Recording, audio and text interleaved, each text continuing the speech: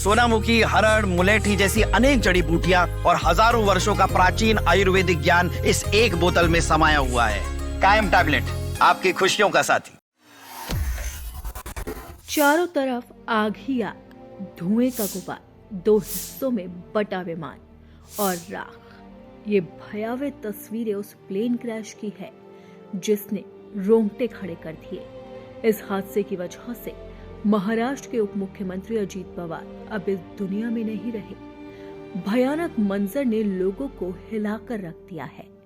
बारामती से plane crash का video सामने आया, जिसे देखकर अंदाजा लगाया जा सकता है कि यह हादसा कितना भयानक था।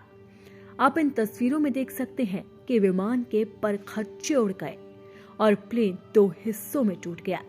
जिस खेत में यह विमान गिरा वहां सिर्फ और सिर्फ आग की लपटें हैं, जबकि राख बिखरी है। बताया जा रहा है कि अजीत पवार का विमान हवा से अचानक तेज गति से जमीन की तरफ आया और सीधा खेतों में जा गिरा। अजीत पवार का विमान लैंडिंग स्ट्रिप छोड़कर बगल मौजूद इलाके में गिर गया।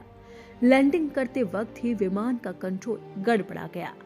चश्मदीदों ने बताया कि लैंडिंग की कोशिश करते वक्त विमान लड़खड़ाया और पल भर में हादसे का शिकार हो गया। गिरते ही उसमें एक नहीं बल्कि 4 से 5 बड़े धमाके हुए और देखते ही देखते विमान आग के गोले में तब्दील हो गया और इसमें सवार अजीत पवार समेत 5 लोगों की सांसें हमेशा हमेशा के लिए थम गई। अजीत पवार चुनाव प्रचार करने के लिए बारामती पहुंचे थे, लेकिन लैंडिंग के दौरान रनवे पर उनका प्लेन अचानक से क्रैश हो गया। हादसे की भनक लगते ही मौके पर भारी संख्या में भीड़ दौड़ पड़ी। मौके पर विमान का मलबा पड़ा हुआ मिला, जिससे लगातार धुआं अब भी उठ रहा है। आसपास के लोग बाल्टियों में पानी लेकर पहुंचे थे। स्थानीय पुलिस को तुरंत ही सूचना दी गई। पुलिस की टीम मौके पर पहुंची और मामले की जांच शुरू कर दी गई। काफी समय तक अजीत पवार की हालत पर सस्पेंस बना रहा, जिसके बाद उनके निधन की पुष्टि कर दी गई। विमान हादसे की वजह अब तक सामने नहीं आई है।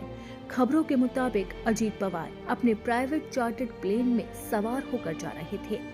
फिलहाल घटना की जांच जारी है, तो जांच के बाद ही ये साफ होगा कि आखिरकार ये हादसा कैसे हुआ। लेकिन इस हादसे ने पूरे राजनीतिक जगत में शोक की लहर को दौड़ा दिया है।